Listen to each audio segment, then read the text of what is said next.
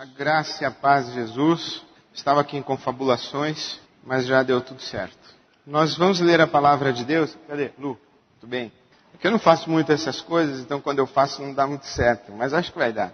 Nós vamos ler a palavra de Deus em Josué capítulo 14. Josué capítulo 14, a partir do versículo 6. Josué 14, a partir do versículo 6. Livro de Josué, o capítulo 14, o verso 6. Os homens de Judá vieram a Josué em Gilgal, e Calebe, filho do quenezeu Jefoné, lhes disse: Você sabe o que o Senhor disse a Moisés, homem de Deus, em Cades Barneia, sobre mim e sobre você. Eu tinha 40 anos quando Moisés, servo do Senhor, enviou-me de Cades Barneia para espionar a terra. Eu lhe dei um relatório digno de confiança. Mas os meus irmãos israelitas que foram comigo fizeram o povo desanimar-se de medo. Eu, porém, fui inteiramente fiel ao Senhor, o meu Deus. Por isso, naquele dia, Moisés me jurou: certamente a terra em que você pisou será uma herança perpétua para você e para os seus descendentes, porquanto você foi inteiramente fiel ao Senhor, o meu Deus. Pois bem, o Senhor manteve-me vivo como prometeu. E foi há 45 anos que ele disse isso a Moisés, quando Israel caminhava pelo deserto. Por isso aqui estou hoje, com 85 anos de idade. Ainda estou tão forte como no dia em que Moisés me enviou. Tenho agora tanto vigor para ir à guerra como tinha naquela época. Dê-me, pois, a região montanhosa que naquela ocasião o Senhor me prometeu. Na época, você ficou sabendo que os Enaquins lá viviam com suas cidades grandes e fortificadas. Mas se o Senhor estiver comigo, eu os expulsarei de lá, como Ele prometeu. Então Josué abençoou Calebe, filho de Jefoné, e lhe deu Hebrom por herança. Por isso até hoje, Hebrom pertence aos descendentes de Calebe, filho do quenezeu Jefoné, pois ele foi inteiramente fiel ao Senhor, o Deus de Israel. Hebrom era chamada Kiriat Arba, em homenagem a Arba, o maior dos Enaquins.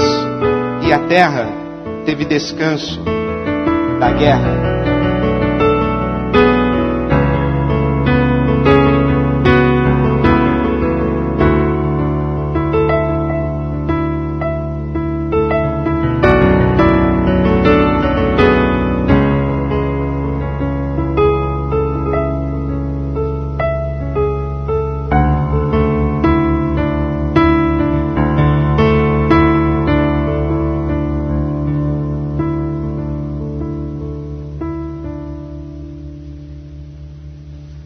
Vamos orar? Deus nosso Pai bendito, nós te pedimos a porção da Tua palavra para essa noite, para esse tempo da nossa vida. Nós te pedimos e confessamos mais uma vez a nossa total dependência do Teu Espírito Santo. Guia-nos, Senhor, a Tua vontade, a Tua verdade. Guia-nos, Senhor, para a glória do Teu nome. Nós te pedimos em nome de Jesus. Amém.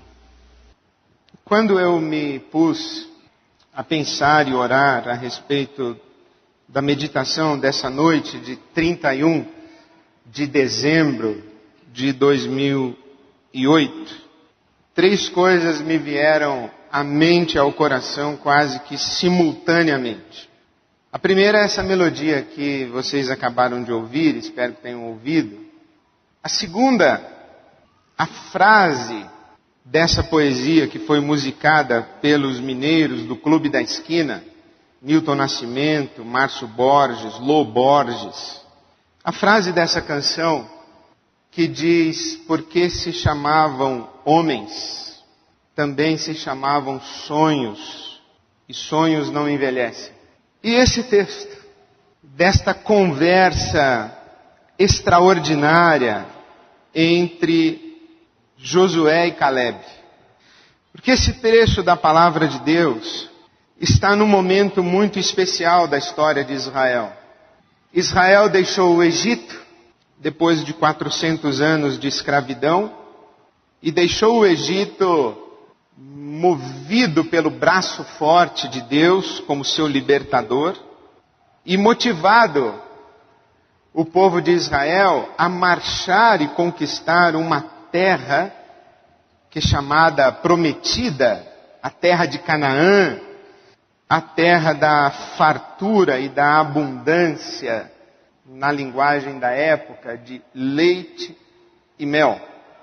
Eles chegam, tendo marchado do Egito para Canaã, num período aproximado de 3 meses de viagem, e às portas de Canaã, Moisés envia 12 espias para que avaliem a condição da terra que receberiam eles como herança da parte de Deus.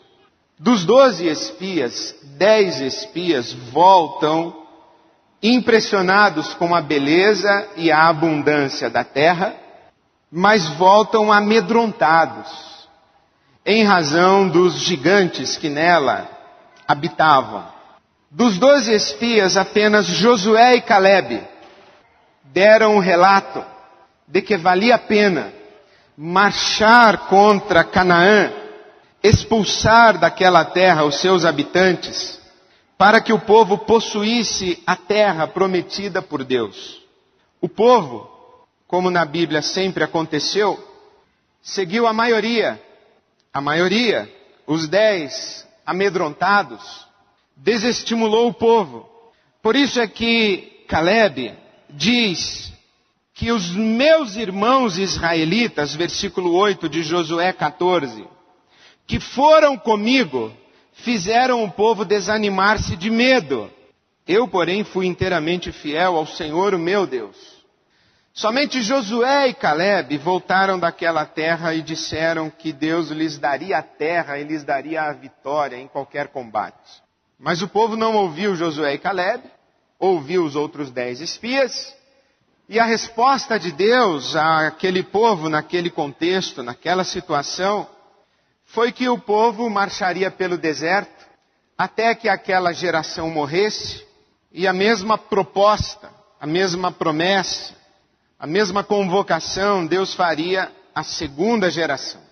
Por isso é que o povo de Israel marcha pelo deserto durante 40 anos, a primeira geração morre, e a segunda geração, e morre inclusive Moisés.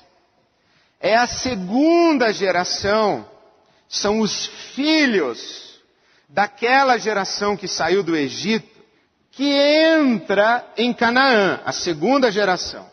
Por isso você lê na sua Bíblia Sagrada, Êxodo capítulo 20, o relato dos 10 mandamentos.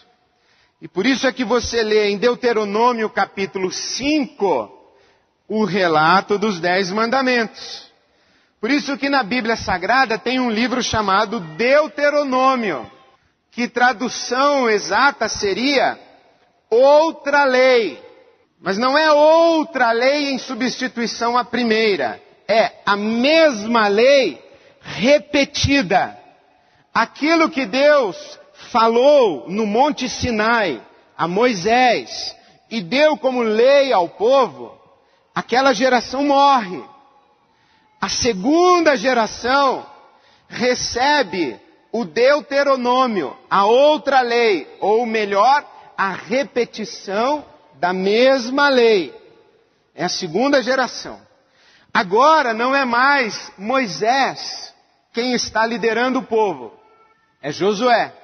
E esta conversa acontece quando Israel, sob o comando de Josué, está entrando na terra de Canaã para conquistar a terra e precisa enfrentar os gigantes que habitam na terra. Parêntese. Conseguem perceber que o conflito que hoje acontece na faixa de Gaza não começou o ano passado? Essa é uma terra que está pintada de profecias e promessas. E aqueles que ocupam essa terra, que hoje nós chamamos de Palestina, acreditam que Deus lhes concedeu a terra. E ninguém abre mão de uma terra que foi concedida por Deus. Se eu creio que o meu Deus, que é o Deus de todas as nações, me prometeu uma terra, me abençoou quando eu lutei pela terra, pôs a sua mão na minha cabeça e me deu a vitória contra todos os habitantes daquela terra, e eu montei a minha casa naquela terra. Não é um tratado entre governos e uma convenção internacional que vai conseguir me demover da terra. O que nós lemos hoje nos nossos jornais remonta a fatos mais antigos do que esse fato que estamos lendo aqui no livro do Josué. Fecha parênteses. Essa conversa entre Josué e Caleb está acontecendo no momento em que Israel está entrando em Canaã para expulsar os gigantes habitantes de Canaã. E Caleb vai até Josué e diz: Josué, você se lembra? Lá naquele dia em que nós trouxemos um relatório de vitória e que o povo desistiu da terra, teve medo de ir à luta para conquistar a terra que Deus lhe prometera. Naquele dia, Moisés, o homem de Deus, me prometeu o Hebrom. Caleb diz o seguinte: passaram-se 45 anos desde aquele dia em que Moisés me prometeu a terra de Hebrom. A nossa geração toda morreu. Sobramos apenas nós dois. Eu, Caleb, e você, Josué. Eu vim aqui hoje, 45 anos depois, lembrar a você que o Hebrom é a terra que Deus prometeu que daria a mim e aos meus descendentes. Josué, então, ouve esta reivindicação de Caleb, e Caleb vai mais adiante dizendo: ainda estou tão forte como no dia em que Moisés me enviou. Tenho agora tanto vigor para ir à guerra como tinha naquela época. Dê-me, pois, o Hebrom como minha possessão. O Hebrom é uma terra muito importante para Israel. Se você ler o livro de Gênesis, quando Abraão se separa de seu sobrinho Ló, Abraão não quer litigar contra Ló e diz: escolhe que porção da terra você quer. Ló escolhe uma terra e fica para Abraão o Hebrom. Lá em Hebrom, Abraão constrói um altar. E lá em Hebrom, Abraão sepulta Sara, mãe de Isaac. É essa terra que Caleb está dizendo: o Hebrom é meu. E eu tenho hoje tanto vigor como naquele dia. Passaram-se 45 anos e eu ainda espero pisar novamente em Hebrom e dizer: esta terra é minha. Os sonhos não envelhecem. Passaram-se 45 anos e o sonho não envelheceu. Estas verdades da palavra de Deus, e especialmente esta expressão da palavra de Deus, os sonhos não envelhecem, vieram ao meu coração para 31 de dezembro de 2008.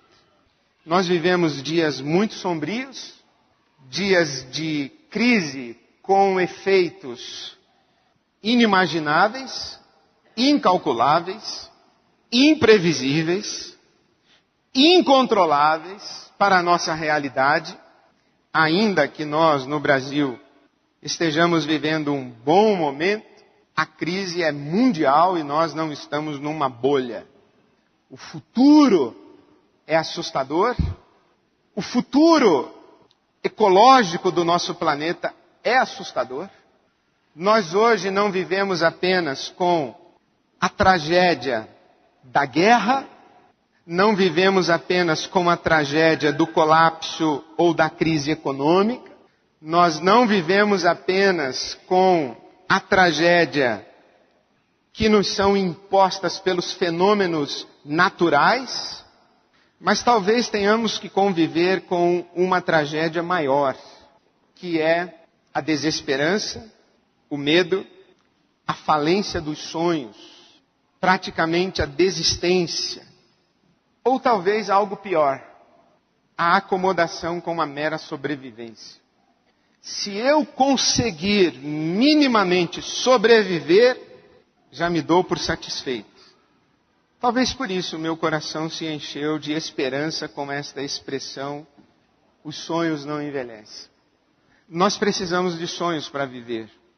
Nós precisamos de sonhos para viver, e eu imagino que enquanto atravessava o deserto por 45 anos, Caleb estava apegado a um sonho.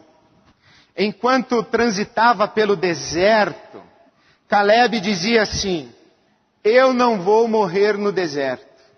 O deserto não é a última configuração da minha vida. O deserto não tem a palavra final sobre mim. Eu tenho um sonho, e esse sonho se chama Hebrom. Um dia eu vou pisar em Hebrom. O deserto é temporário. O deserto passa. O deserto é a noite de choro, mas a alegria vem pela manhã. E é esta convicção que faz com que Caleb atravesse o deserto.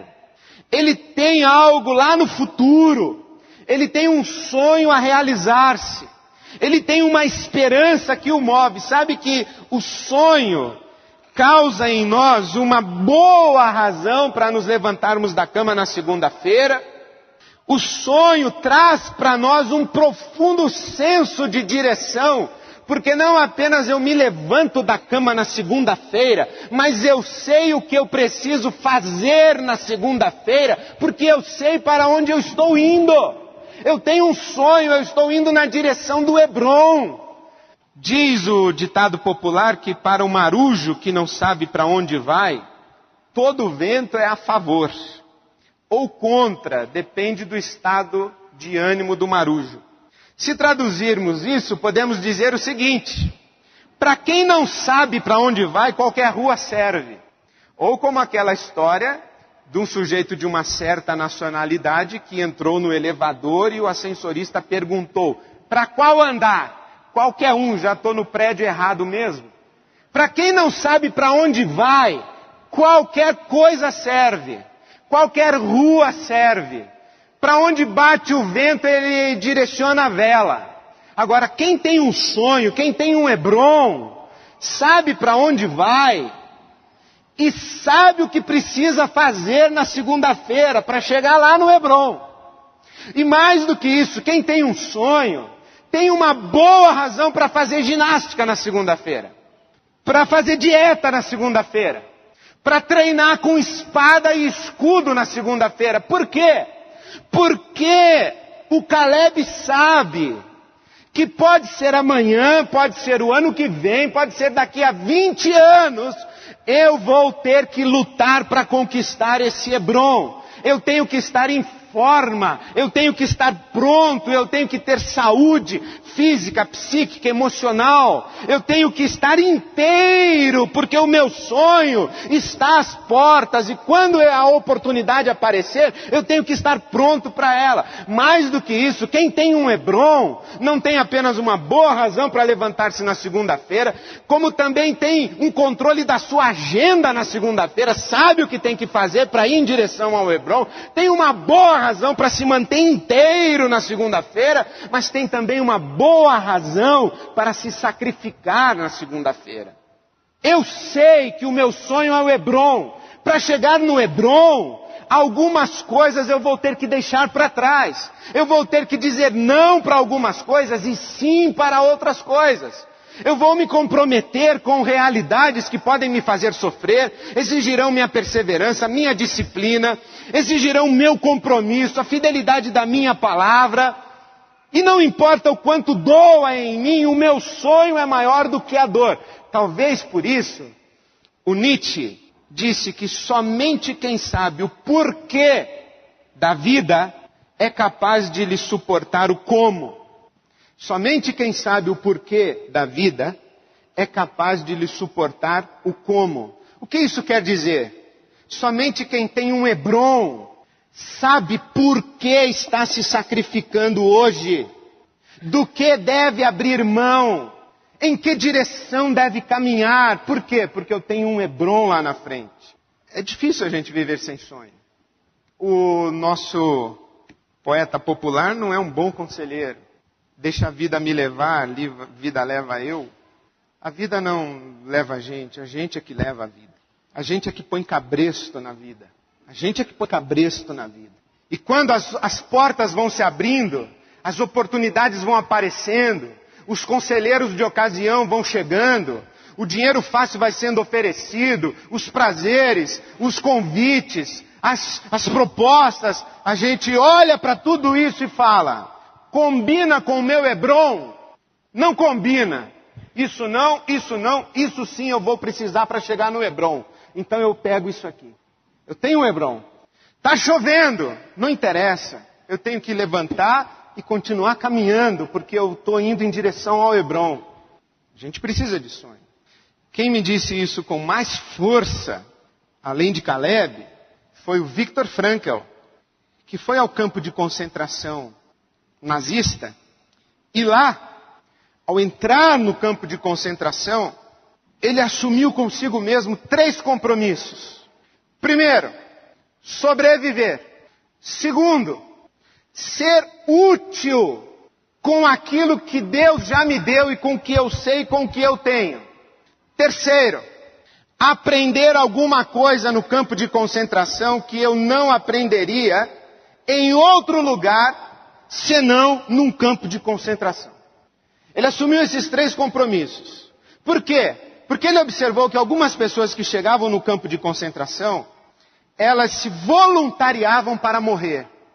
Elas não tinham forças para atravessar o seu deserto. E não podemos julgá-las. Jamais julgá-las. Mas o Viktor Frankl percebeu uma coisa.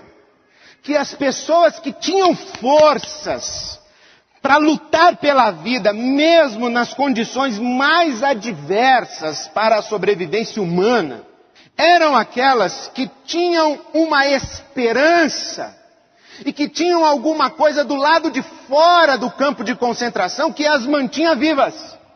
E ele, Viktor Frankl, disse o seguinte: eu vou sobreviver, eu vou servir e eu vou aprender. E ele construiu para ele mesmo um sonho. Ele se imaginava num auditório, com ar-condicionado, cadeiras luxuosas, em que ele faria palestras, ensinando para as pessoas as coisas que ele aprendeu no campo de concentração. Quando ele disse, eu vou sobreviver, ele disse, isso fez a diferença entre um maço de cigarros e um cordão para minha bota. Com qual dos dois eu fico? Ele disse, com o cordão para a bota. Porque no inverno eu tenho que amarrar a minha bota, senão o meu pé se vai no gelo. Para sobreviver eu preciso do cordão. Quando você tem um sonho, você sabe como decidir. Para que dizer sim, para que dizer não. Eu tenho que aprender o tempo inteiro. E hoje Viktor Frankl é uma das autoridades e é precursor da logoterapia, a terapia do sentido, onde ele diz que o que mais importa a um ser humano é ter um senso de sentido para a sua existência. Em outras palavras, talvez seja um Hebron. Ninguém vive sem um Hebron. Nós precisamos de um Hebron. Parêntese. Qual o seu Hebron? Quer um exemplo simples? Você lembra na Bíblia Sagrada quando Jesus está andando pela Palestina, ele para ao lado de uma mulher e diz, que queres que te faça? Imagine que Jesus entra agora por ali, vem, para do seu lado e diz, que queres que te faça? Pô, Jesus, nem pensei nisso ainda, ó. Qual é o seu Hebron? Jesus diz assim, ó, chegou a hora do seu Hebron. Diga-me qual é ele. Aí você diz assim, nem tenho. Tenho nenhum Hebron não. O que o senhor me der tá bom. Não pode, meu irmão. Não pode, minha irmã. A Bíblia conta a história de um outro homem chamado Neemias. Neemias era copeiro do rei. Na verdade, Neemias era aquele cara que antes do rei tomar o gole do vinho, ele tomava. Para ver se estava envenenado ou não estava envenenado. Então Neemias, ele era o primeiro gole e a primeira garfada. Então Neemias, um dia, o Neemias apareceu diante do rei com um semblante triste. E o rei disse: Neemias, você está triste? Ele disse: profundamente. Pode pedir qualquer coisa que você quiser. O senhor tem papel e lápis? Tirou uma lista do bolso e disse: eu preciso disso, disso, disso, disso, disso, disso, disso. Para isso, para isso, para isso, para isso. Por causa disso, disso, disso, disso. Sabe o que eu lhe pergunto? Você tem o seu papel no bolso? Ou 2009 vem do jeito que vier, tá bom? Sabe para que existe dia 31 de dezembro? É para a gente falar sobre essas coisas. Porque ninguém fala assim sobre revisão de sonhos no dia 17 de outubro, a menos que você faça aniversário 17 de outubro, como um amigo meu faz. Dia 8 de outubro ninguém revisa sonhos, revisa a vida. Mas dia 31 de dezembro parece que foi uma invenção divina, em que a humanidade inteira para se revisar, para avaliar o que passou e agora um novo ciclo de vida começa. É hora de tirar a listinha do bolso e dizer: eu quero isso, isso, isso, por causa disso, disso e disso, preciso assim, assim, assado. Eu encorajo você, se você ainda não fez, amanhã, dia 1º, dia 2, dia 3, você antes do ano novo decolar, enquanto ele está taxiando, faça. Agora, veja bem, eu não posso deixar você sair daqui achando que isso aqui é um sermão de autoajuda. Não posso. Por quê? Porque aí tem algo que Deus me disse. E com muito temor eu digo isso para você. O que deu origem à minha reflexão foi a expressão: os sonhos não envelhecem.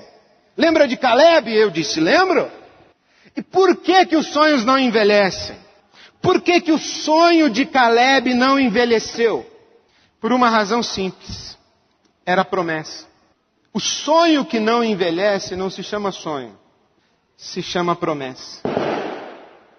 Não vá você preencher a sua folhinha e transformar o Deus Altíssimo, Pai de nosso Senhor Jesus Cristo, no gênio da lâmpada que você vai esfregar, e aí no dia 1º de janeiro ele aparece no seu quarto e você fala: Senhor Altíssimo, Pastor Ed falou para eu apresentar uma listinha para o senhor. Não é isso que eu estou lhe dizendo. O que de fato eu estou lhe dizendo? Eu estou lhe dizendo, e aí termina, o que o Salmo 37 disse para mim, eu aprendi como tenho tentado viver. Confie no Senhor e faça o bem. Assim você habitará a terra e desfrutará segurança. Salmo 37, 3. Confie no Senhor e faça o bem. Assim você habitará na terra e desfrutará segurança. Salmo 37, 4. Deleite-se no Senhor e Ele atenderá aos desejos do seu coração. Vamos voltar aí. Deleite-se no Senhor, ou na sua Bíblia pode estar: agrada-te do Senhor e Ele satisfará os desejos do teu coração. Entregue o seu caminho ao Senhor, confie nele e Ele agirá. Ele deixará claro como a alvorada que você é justo e como o sol do meio-dia que você é inocente.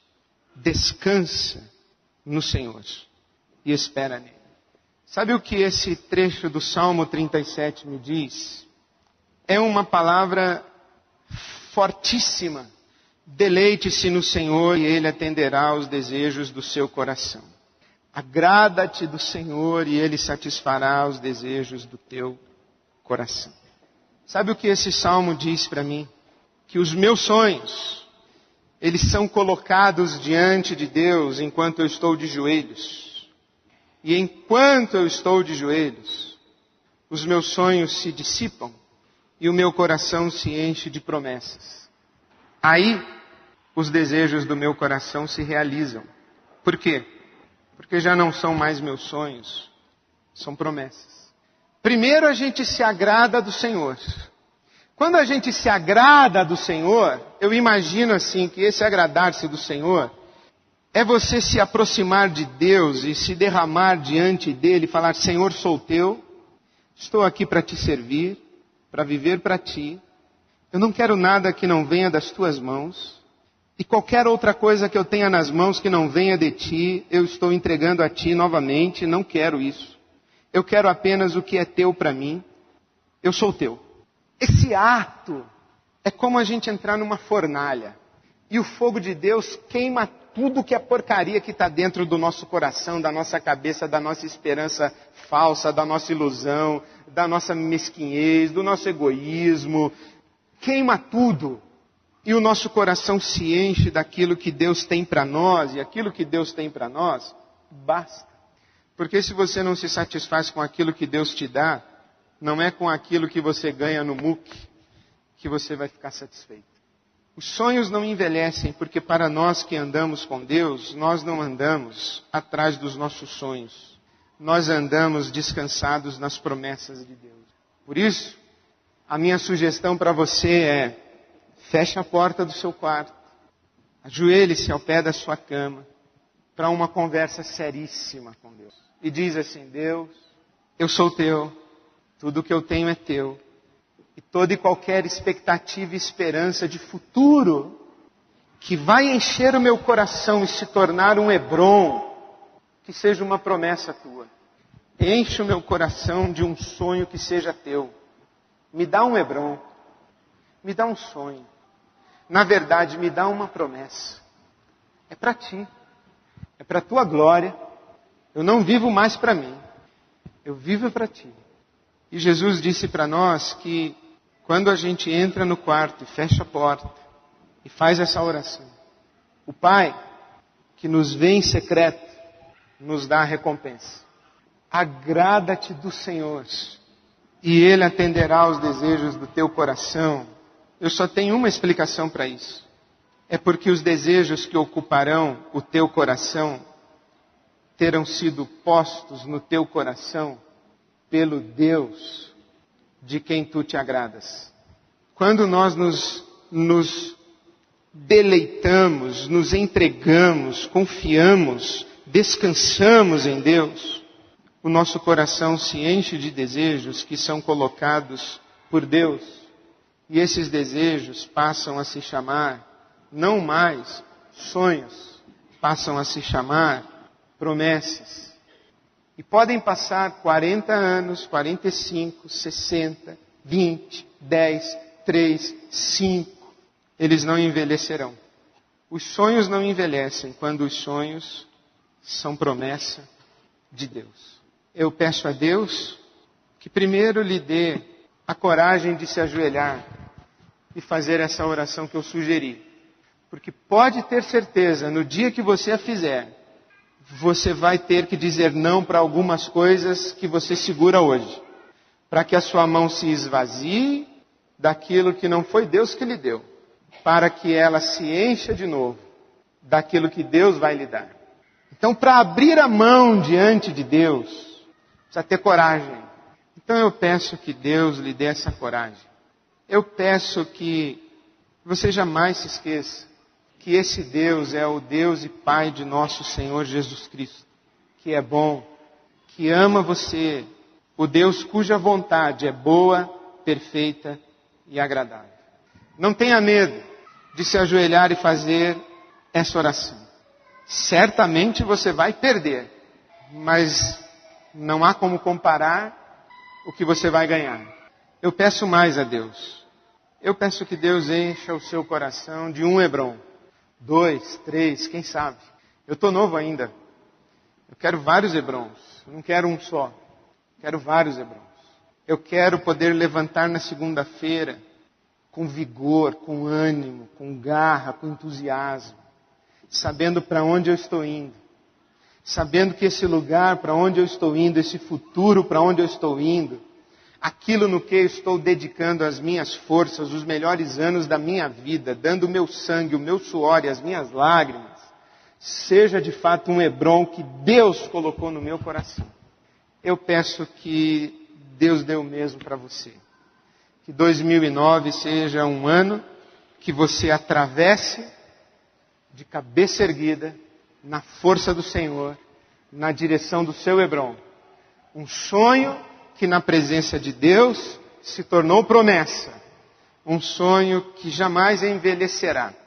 Porque as promessas de Deus não envelhecem. As promessas de Deus não envelhecem. Porque o Deus que promete, a palavra de Deus diz que é um Deus que não pode mentir. Que Deus coloque suas promessas no seu coração e coloque no seu coração a coragem necessária para andar na direção do seu Hebrom. Que assim seja. Amém e amém. Nós vamos celebrar o corpo e o sangue de nosso Senhor Jesus Cristo. O corpo de Jesus partido por nós na cruz e o sangue derramado por nós na cruz. E quero lhe dar como base, como solo para você celebrar hoje a expressão de Paulo aos Coríntios, que diz que quantas são as promessas de Deus para nós, quantas e quais forem as promessas de Deus para nós. Em Jesus Cristo existe o sim de Deus. Jesus Cristo é o sim de Deus para as promessas que Ele nos fez.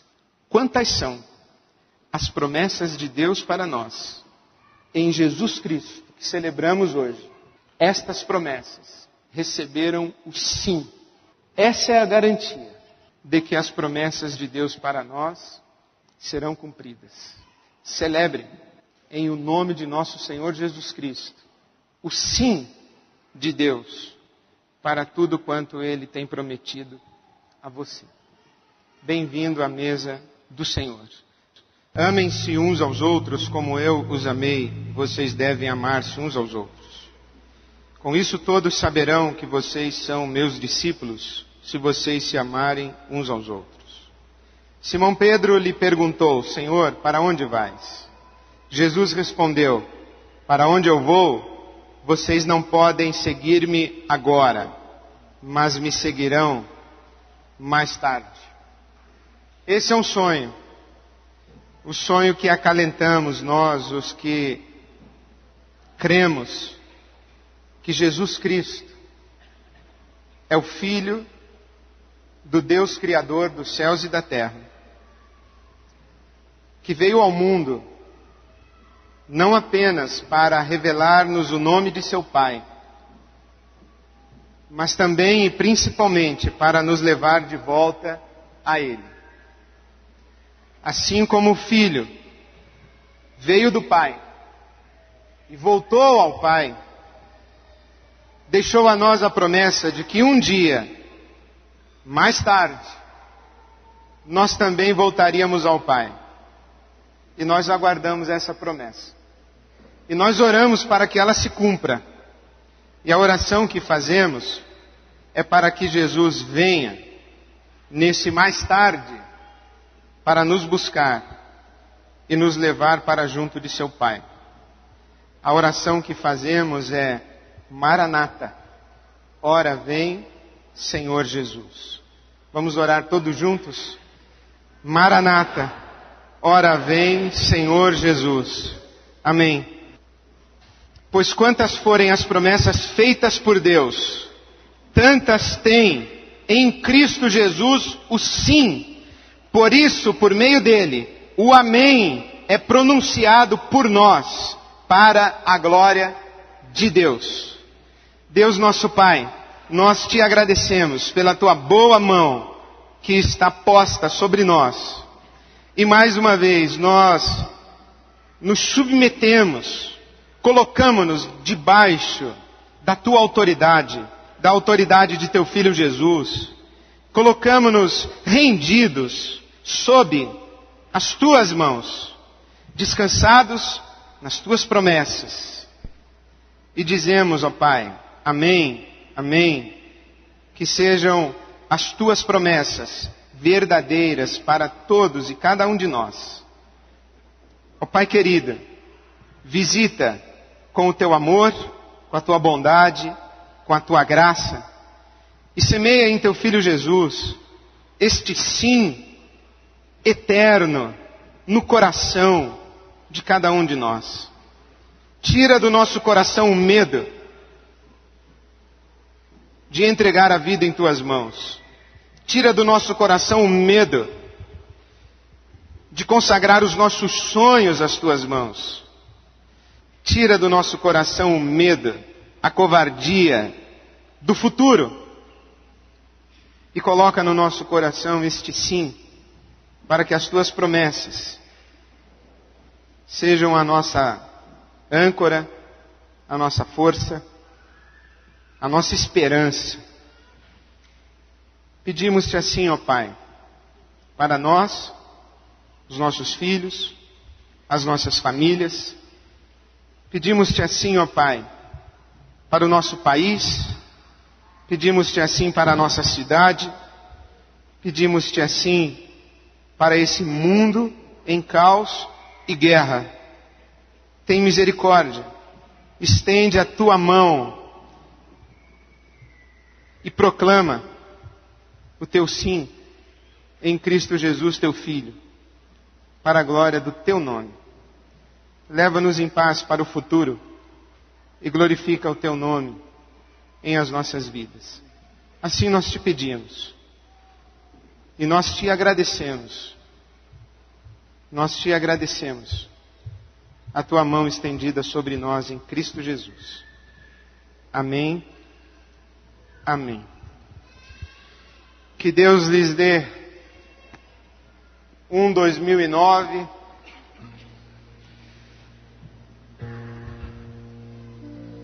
de graça, alegria e paz, e que os sonhos e promessas que Ele mesmo semeou em seu coração se realizem, e que nunca falte ao seu coração em 2009 uma promessa de Deus. Por mais sombrio que seja o seu dia, por mais intensa que seja a sua luta, por mais longa que seja a sua noite, que nunca lhe falte uma promessa de Deus, anunciando que a alegria vem logo pela manhã. Que seja assim para a glória de Deus. Um feliz 2009 a todos. Junte-se com sua família. Se você está sem a sua família, perceba uma rodinha, é uma família. Aí você entra lá, tenho certeza que você vai ser bem acolhido como se fosse a sua família. Então vamos atravessar esses últimos minutos de 2008, reunidos em família, em oração. Que Deus a todos nos despeça com a sua paz. Amém.